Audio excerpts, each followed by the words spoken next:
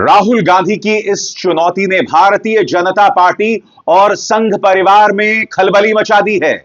और यह चुनौती है विनायक दामोदर सावरकर के मुद्दे पर। एक ऐसे मौके पर दोस्तों, जब विनायक दामोदर सावरकर की पुण्यतिथि पर प्रधानमंत्री नरेंद्र मोदी और मुख्यमंत्री आदित्यनाथ जो हैं, वो अपने श्रद्धा सुमन अर्पित कर रहे हैं।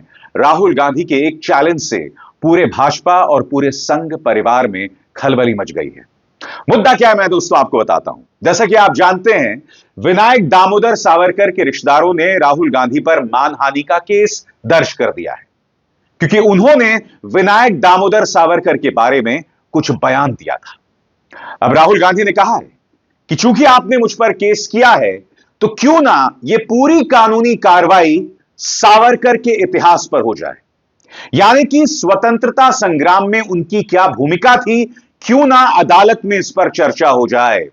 मगर क्या आप जानते हैं, जैसे ही राहुल गांधी ने चुनौती दी, सावरकर के रिश्तेदार पीछे हट गए। उन्होंने कहा कि हम इसकी इजाजत नहीं दे सकते। राहुल गांधी का झूठ बोलने का इतिहास है, वो अदालत को भ्रमित करना चाहते हैं। सीधा सा सवाल दोस्तों, जब विनायक दामोदर सावरकर के रिश्तेदार यह कह रहे हैं कि राहुल गांधी ने सावरकर की तौहीन की, मानहानि की, तो उनके इतिहास की चर्चा करने से आपको आपत्ति क्यों है? आज सवाल यही किया जाएगा दोस्तों कि क्या विनायक दामोदर सावरकर के लिए भारतीय जनता पार्टी शिवाजी महाराज, छत्रपति शिवाजी महाराज, भगत सिंह, इन तमाम लोगों की तौहीन करेगी? महात्मा गांधी, नेहरू की तौहीन तो समझ आती है, क्योंकि उनकी सोच में आपका कोई विश्वास नहीं है। मगर क्या आप छत्रपति शिवाजी महाराज को भी नहीं बख्शेंगे? इस वक्त सिनेमा हॉल्स में एक फिल्म चल रही है जिसका नाम है छावा। जी हां, भारतीय जनता पार्टी के दो सबसे बड़े गुरु, प्रधानमंत्री नरेंद्र मोदी के सबसे बड़े गुरु एमएस गोलवालकर और विनायक दामोदर सावरकर, दोनों ने संभाजी महाराज, छत्रपति संभाजी महाराज को अय्याश और लड़कीबाज बताया था। ये मेरे शब्द नहीं है, ये इनके शब्द हैं, और उसकी मैं चर्चा करूंगा। मगर ये खबर क्या है दोस्तों, इस पर भी गौर करने की जरूरत है। राहुल गांधी सिर्फ इतना कह रहे हैं कि भाई हाथ कंगन को आरसी क्या। अगर आपको लगता है कि विनायक दामोदर सावरकर का ऐसा योगदान था स्वतंत्रता संग्राम में, तो क्यों ना उनके इतिहास की बात की जाए। खबर आपकी स्क्रीन पर। मामला क्या है? सत्य की अशोक सावरकर, जो हिंदुत्ववादी नेता विनायक दामोदर सावरकर के रिश्तेदार और सावरकर मानहानि केस में शिकायत करता है, ने कांग्रेस नेता राहुल गांधी की उस याचिका पर आपत्ति जताई जिसमें उन्होंने मामले की सुनवाई को संक्षिप्त मुकदमा से समन आधारित मुकदमा यानी समन्स ट्रायल में बदलने की मांग की। सरल शब्दों में कहा जाए, सावरकर के पूरे इतिहास की चर्चा की जाए, स्वतंत्रता संग्राम में उनका क्या योगदान था, कितनी बार माफी मांगी, सुभाष चंद्र बोस के बारे में क्या कहा, जिन्ना के बारे में क्या कहा, इन तमाम चीजों की चर्चा हो जाए। इस पर उनकी आपत्ति है। खबर, यह मामला राहुल गांधी के मार्च 2023 में लंदन में दिए गए विवादित भाषण से जुड़ा हुआ है, जिसमें उन्होंने कथित रूप से विनायक दामोदर सावरकर के कार्यों पर आपत्तिजनक टिप्पणी की थी। रिपोर्ट्स के मुताबिक गांधी ने सावरकर की उन लिखित बातों का जिक्र किया था जिसमें एक घटना का जिक्र था जहां सावरकर और कुछ अन्य लोगों ने कथित रूप से एक मुस्लिम व्यक्ति पर हमला किया था और सावरकर ने इसे आनंददायक बताया था, अंग्रेजी में प्लेजरेबल बताया था। अब राहुल गांधी कह रहे हैं कि भाई हाथ कंगन को आरजी किया, क्यों ना हम इसकी चर्चा कर लें। मगर वो इस चर्चा से डर रहे हैं। जैसा कि आप देख सकते हैं दोस्तों, सावरकर की पुण्यतिथि पर प्रधानमंत्री अपने श्रद्धा सुमन अर्पित कर रहे हैं यहां पर। और यही नहीं, मुख्यमंत्री आदित्यनाथ ने बाकायदा उनकी तस्वीर के साथ अपने श्रद्धा सुमन अर्पित किए हैं। यानी कि सावरकर का कद भारतीय जनता पार्टी पंडित नेहरू, महात्मा गांधी और भगत सिंह के बराबर मानते हैं। मगर सबसे बड़ी बात, आखिर क्या वजह है कि भाजपा को सावरकर के बारे में झूठ बोलने की जरूरत पड़ती है? क्या वजह है कि रक्षा मंत्री ये कहते हैं कि सावरकर ने जो माफी मांगी थी वो गांधी के कहने पर माफी मांगी थी? क्या वजह है कि भाजपा ये कहती है कि भगत सिंह जो हैं वो सावरकर से इन्फ्लुएंस थे? क्या वजह है कि ये लोग ये भी मानने को तैयार नहीं कि सावरकर ने माफी भी मांगी थी? और उससे भी बड़ी बात, क्या वजह है कि सावरकर का नाम लेकर खुद भारतीय जनता पार्टी छत्रपति शिवाजी महाराज की तौहीन करती है? सबसे पहले दोस्तों, आज से करीब 2 साल पहले मैंने भारतीय जनता पार्टी जो विनायक दामोदर सावरकर का नाम लेके जो जो झूठ बोलती है, उसका पर्दाफाश किया था। और इसमें मैं आपको बतलाऊंगा कि जब वो काला पानी में थे, तब उन्होंने अपने कई सहयोगियों को फंसा दिया था, और ये तमाम चीजें तथ्यों के आधार पर हैं। देखिए, आज से करीब 2 साल पहले मैंने जो रिपोर्ट फाइल की थी, जिसमें भाजपा पूरी तरह से एक्सपोज थी। दरअसल सावरकर ने टू नेशन थ्योरी के बारे में क्या कहा था, जाने माने इतिहासविद रामचंद्र गुहा क्या कह रहे हैं आपकी स्क्रीन पर। 1943 में सावरकर ने क्या कहा, मेरी जिन्ना साहब की टू नेशन थ्योरी के साथ कोई लड़ाई नहीं है। हम हिंदू अपने आप में एक राष्ट्र हैं, और यह एक ऐतिहासिक तथ्य है कि हिंदू और मुसलमान दो अलग अलग राष्ट्र हैं। यहां दो चीजें सामने उभर कर आती हैं। पहली बात, खुद विनायक दामोदर सावरकर साफ तौर पर कह रहे हैं कि उनके जिन्ना के साथ कोई मतभेद नहीं है टू नेशन थ्योरी को लेकर। और दूसरी बात, वो जिन्ना के साथ हां में हां मिला रहे हैं।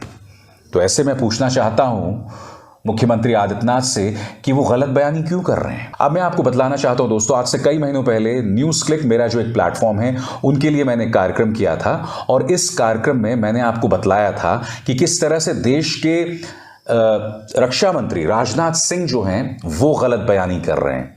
उन्होंने ये कहा कि गांधी के कहने पर सावरकर ने माफी मांगी। पहली बात, गांधी के आने से पहले ही सावरकर एक नहीं, दो नहीं, 3 बार माफी मांग चुके थे।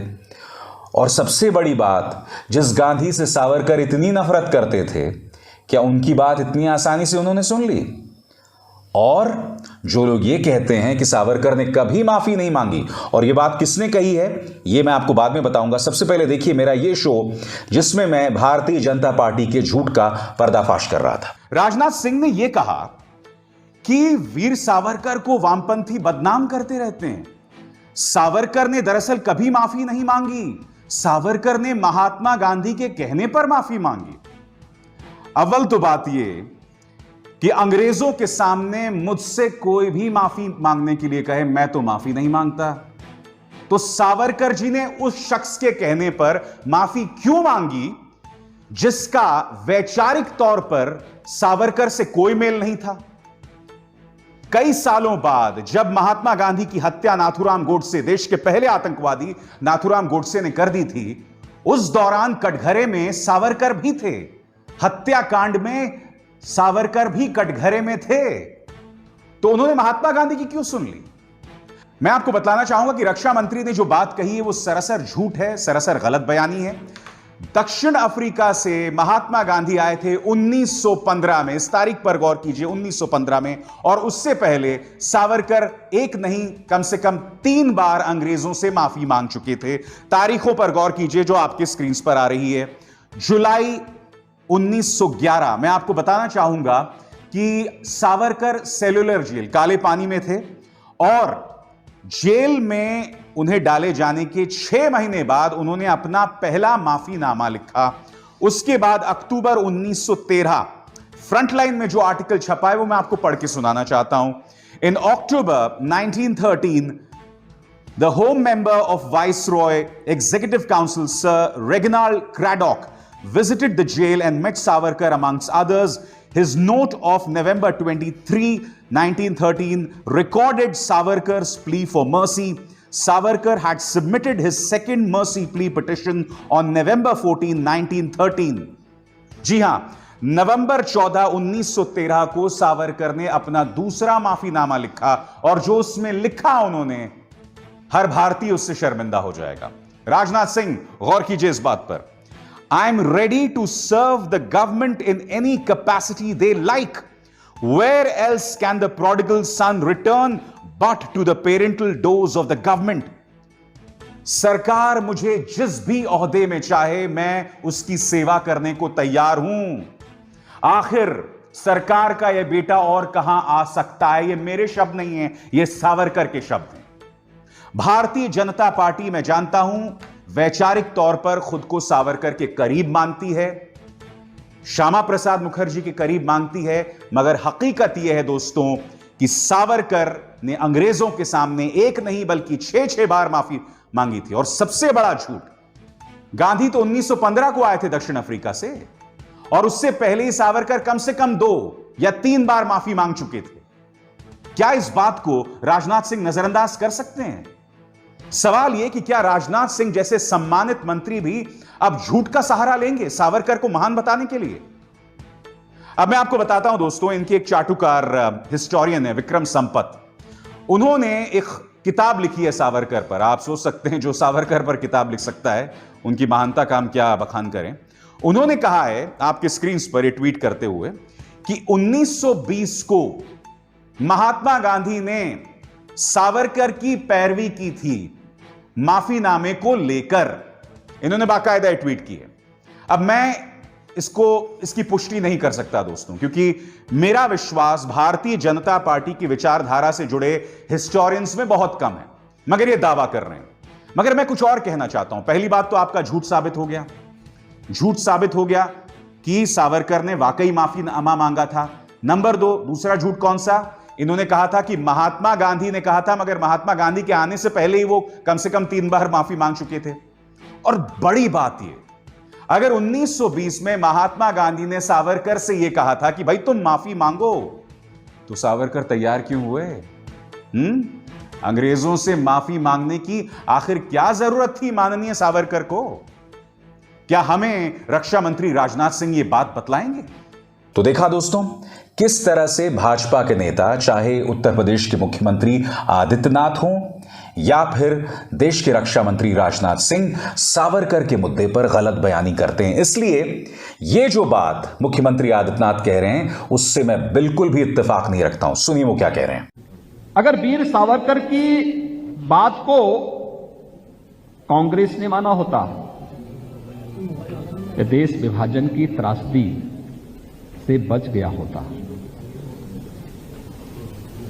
वीर सावरकर की इस कृति का विमोचन अमृत महोत्सव वर्ष में हो रहा है। हम 75 वर्ष देश की आजादी का मनाने जा रहे हैं 15 अगस्त 1947 और 2022 को। 1947 को जो देश आजाद हुआ, लेकिन भाइयों बहनों,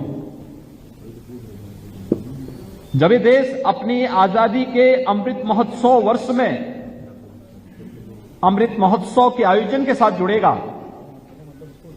हमें देश के दर्दनाक विभाजन की त्रासदी को भी विस्मृत नहीं करना है। एक दिन पहले देश का विभाजन भी हुआ था। अगर उस समय का नेतृत्व दृढ़ इच्छा शक्ति से कार्य लेता तो देश का भी दुर्भाग्यपूर्ण विभाजन नहीं होता, अमानवीय अत्याचार नहीं होते, लाखों लोगों की निर्मम हत्या नहीं होती।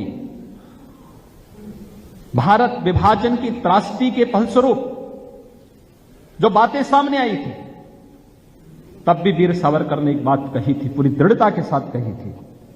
उन्होंने कहा पाकिस्तान आएंगे जाएंगे।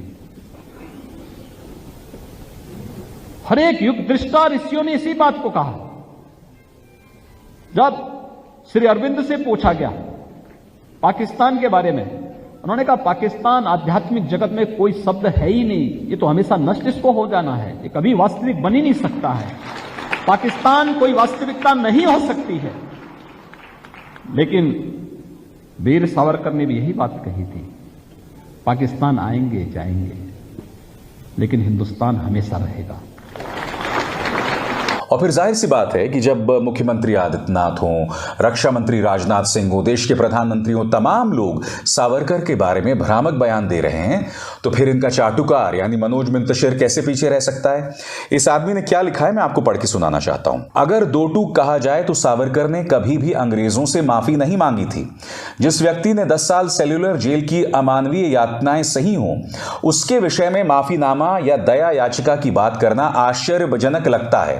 दरअसल आज तक हमें जिस माफीनामे के बारे में बताया जाता रहा वो सिर्फ एक सामान्य सी याचिका थी, जिसे फाइल करना राजनीतिक कैदियों के लिए एक सामान्य कानूनी विधान था।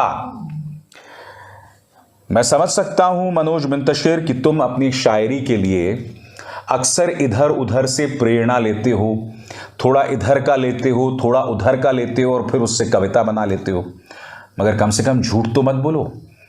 और मैंने तुम्हारे इस बयान का पूरी तरह से पर्दाफाश कर दिया था अभी अभी जो मैंने आपको अपनी रिपोर्ट दिखाई।